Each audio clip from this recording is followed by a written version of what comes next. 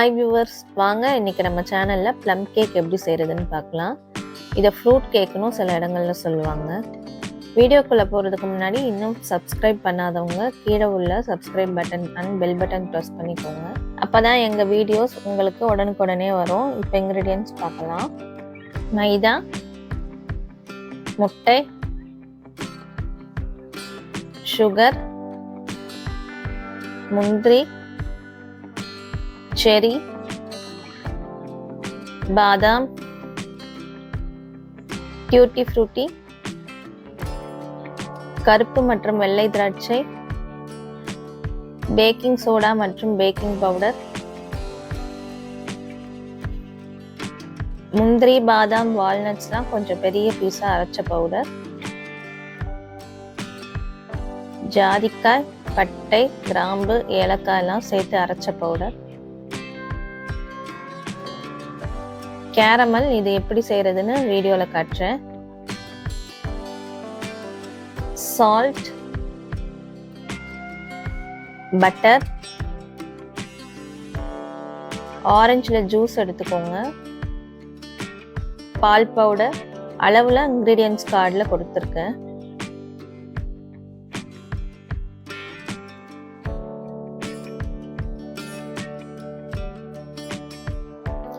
First caramel எப்படி செய்கிறதுன்னு பார்க்கலாம். ஒரு கடாயில் சுகரை ஹீட் பண்ணிக்கோங்க. இன்னொரு பக்கம் 1 to 2 கப்ஸ் தண்ணியை கொதிக்க வச்சுடுங்க.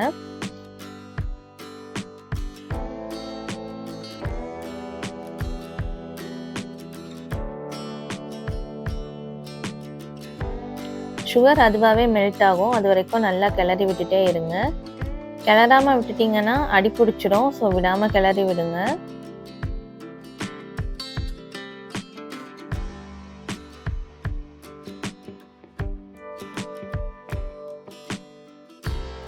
இந்த மாதிரி லம்ப்ஸ் ஃபார்ம் ஆச்சுன்னா இதை கரண்டியை வச்சு உடச்சி விட்டுருங்க.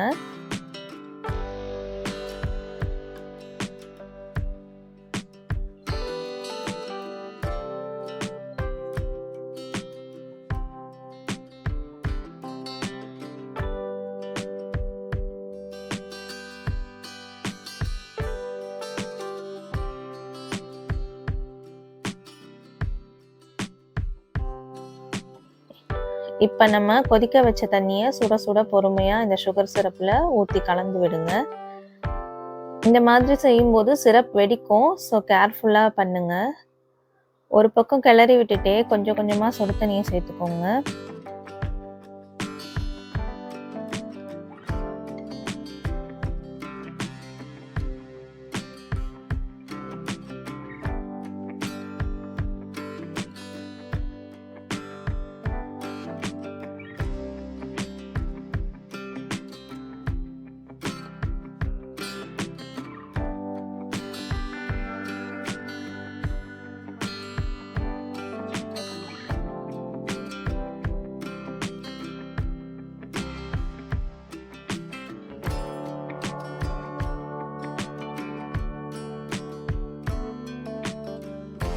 இந்த மாதிரி ப்ரௌன் கலர் வர வரைக்கும் லோ ஃப்ளேமில் கிளறி விட்டுட்டே இருங்க.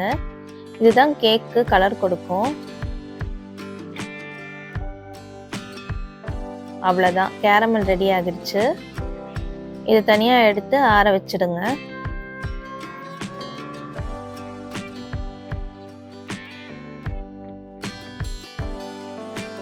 நெக்ஸ்ட் இந்த கேக்குக்கு தேவையான ஃப்ரூட் மிக்சர் எப்படி செய்கிறதுன்னு பார்க்கலாம். அதுக்கு ஒரு பவுலில் ஒரு ½ ஆரஞ்சு புழிஞ்சு ஜூஸ் எடுத்து வச்சுக்கோங்க. அதில் டியூட்டி ஃப்ரூட்டி நம்ம கொஞ்சம் பெரிய துண்டுகளாக அரைச்சி வச்ச நட்ஸ், அப்புறம் கருப்பு வெள்ளை திராட்சை ஒரு 10 சேர்த்துக்கோங்க.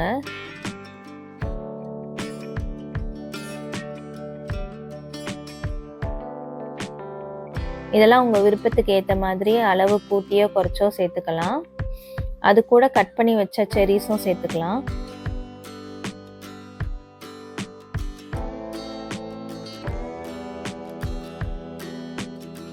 இப்போ இது எல்லாத்தையும் நல்லா கிளறி விட்டு தனியாக ஊற வச்சிடுங்க.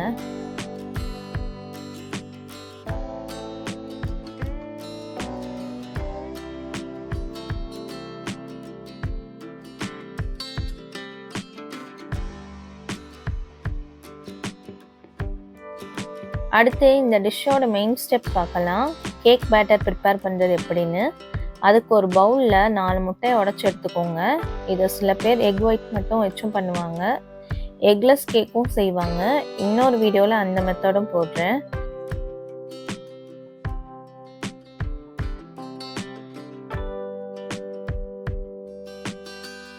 இப்போ இந்த எக்ஸில் நல்லா நுர வர வரைக்கும் பீட்டரில் வச்சு அடிச்சுக்கோங்க. இந்த எலக்ட்ரிக் பீட்டர் தான் நான் ஹோம்மேட் மயோனைஸ் கேக்ஸ்லாம் யூஸ் பண்ணுவேன். இந்த ப்ராடக்டோட லிங்க் டிஸ்கிரிப்ஷனில் கொடுத்துருக்கேன், செக் பண்ணி பாருங்கள்.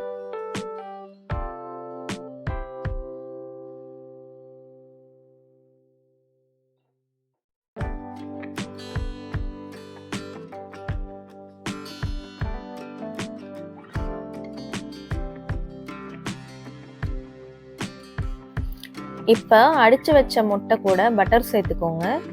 பட்டர் ஃப்ரிட்ஜில் இருந்தால் முன்னாடியே எடுத்து வெளியே வச்சுடுங்க. அப்போ தான் பீட் பண்ண ஈஸியாக இருக்கும்.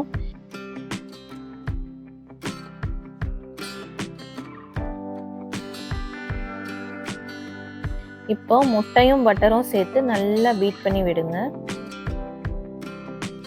இப்போ இதில் கொஞ்சம் வெண்ணிலா எசன்ஸ் ஆட் பண்ணிக்கலாம். ப்ளம் கேக்கு இதுதான் ரொம்ப இம்பார்ட்டண்ட். வெண்ணிலா ப்ளஸ் நம்ம ஸ்பைசஸ் பவுடர் அரைச்சி வச்சோம் இல்லையா, அதெல்லாம் சேர்த்து தான் நல்ல ஃப்ளேவர் கொடுக்கும்.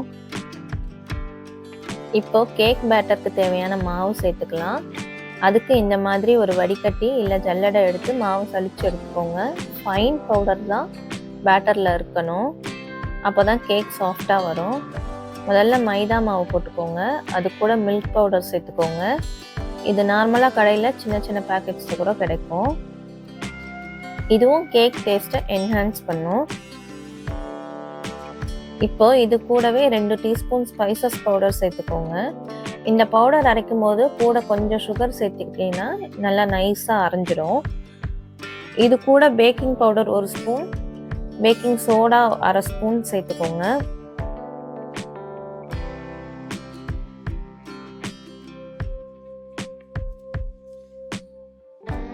நெக்ஸ்ட் சால்ட் தேவையான அளவு சேர்த்துக்கோங்க.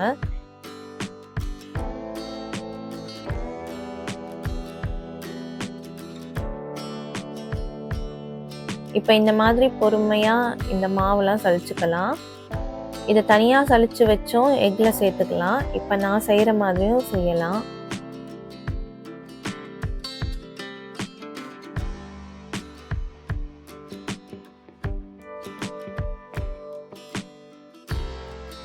கொஞ்சம் பெரிய வடிகட்டியாக இருந்தால் ஈஸியாக இருக்கும்.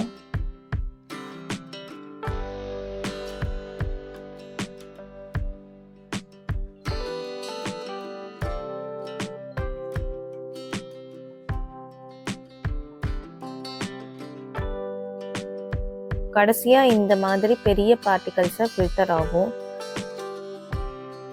இங்கே பாருங்கள், இதில் வெறும் ஃபைன் பவுடர் தான் இருக்குது. இதை நல்லா எக் பட்டர் கூட மிக்ஸ் பண்ணி விடுங்க.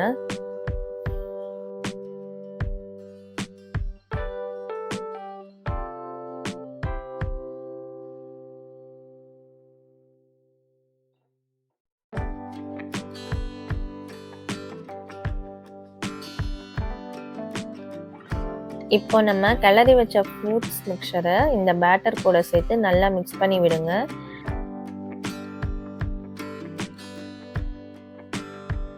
பாருங்க, பார்க்கவே எவ்வளோ கலர்ஃபுல்லாக இருக்கு.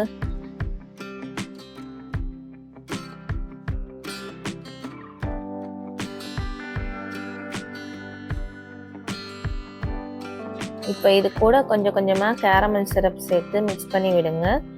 வேறு வாட்டர்லாம் எதுவும் சேர்க்கக்கூடாது. இந்த பேட்டரை கேக் ட்ரேயில் கொட்டும்போது அதுவே வழிஞ்சு வரணும். அந்த கன்சிஸ்டன்சியில் இருக்கணும்.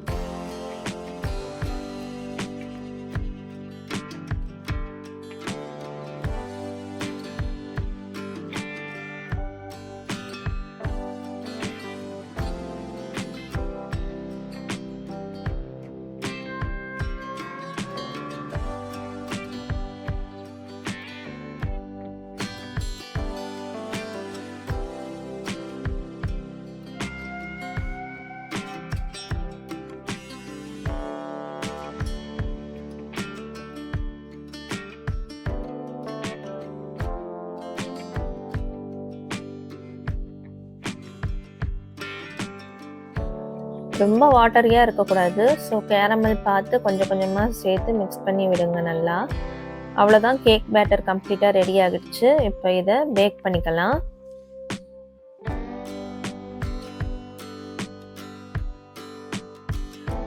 இப்போ நான் அவனில் தான் பேக் பண்ண போகிறேன். குக்கரில் பேக் பண்ணுற மெத்தட் இன்னொரு வீடியோவில் செஞ்சு அப்லோட் பண்ணுறேன். இப்போ இந்த மாதிரி ஒரு கேக் பேனில் பட்டர் பேப்பர் வச்சு போட்டுக்கோங்க. அது மேலே பட்டர் இல்லைன்னா ஆயில் அப்ளை பண்ணிக்கோங்க. இப்போ பேட்டரை பேனுக்கு ட்ரான்ஸ்ஃபர் பண்ணிக்கலாம். பாருங்கள் எவ்வளோ ஸ்மூத்தாக வழிஞ்சு வருதுன்னு. இந்த மாதிரி தான் இருக்கணும் கன்சிஸ்டன்சி.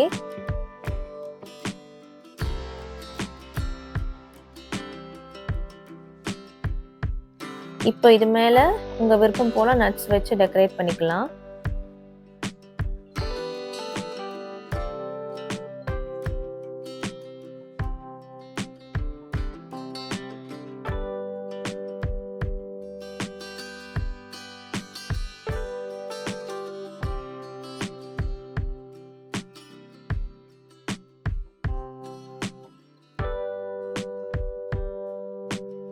இப்போ நான் இதை பேக் பண்ண போகிறேன். 180 to 200 டிகிரி டெம்பரேச்சரில் ஒரு 45 to 50 மினிட்ஸ் பேக் பண்ண போகிறேன்.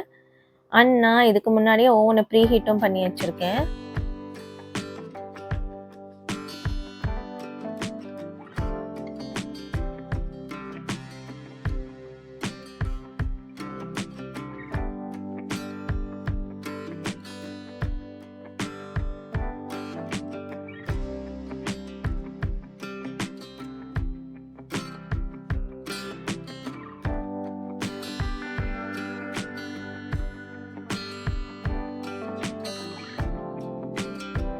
இப்போ 45 மினிட்ஸ் ஆகிடுச்சு. பாருங்கள் கேக் எவ்வளோ அழகாக உப்பி வந்திருக்குன்னு. அவனை ஓப்பன் பண்ணதுமே அந்த கேக் ஃப்ளேவர் நல்ல வாசனையாக வருது.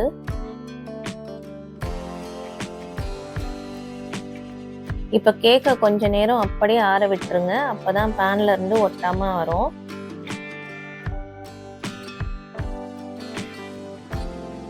இப்போ இந்த மாதிரி ஒரு பிளேட்டில் பேனை கவுத்து கேக்கை தனியாக எடுத்துடலாம். இந்த மாதிரி பேனை லைட்டாக தட்டி விடுங்க. கேக் தானாக ஒட்டாமல் வரும். பாருங்கள் கொஞ்சம் கூட பிசுறு இல்லாமல் வந்திருக்கு. இப்போ இந்த பட்டர் ஷீட்டை ரிமூவ் பண்ணி எடுத்துருங்க.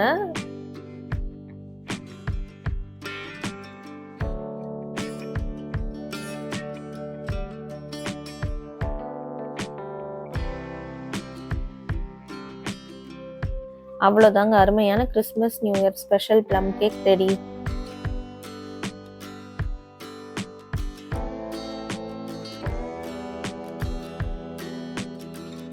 இப்போ இதை கட் பண்ணி காட்டுறேன் பாருங்க.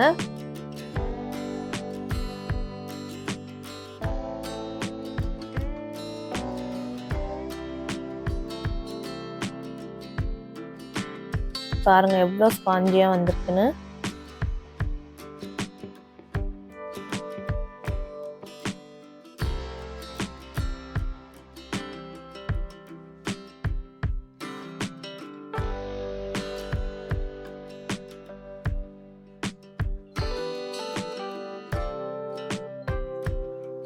நீங்களும் இந்த டிஷ் செஞ்சு பார்த்துட்டு எப்படி வந்திருக்குன்னு கமெண்ட்ஸில் சொல்லுங்கள். மேலும் ஒரு நல்ல ரெசிபியோட உங்களை மீட் பண்ணுறேன்.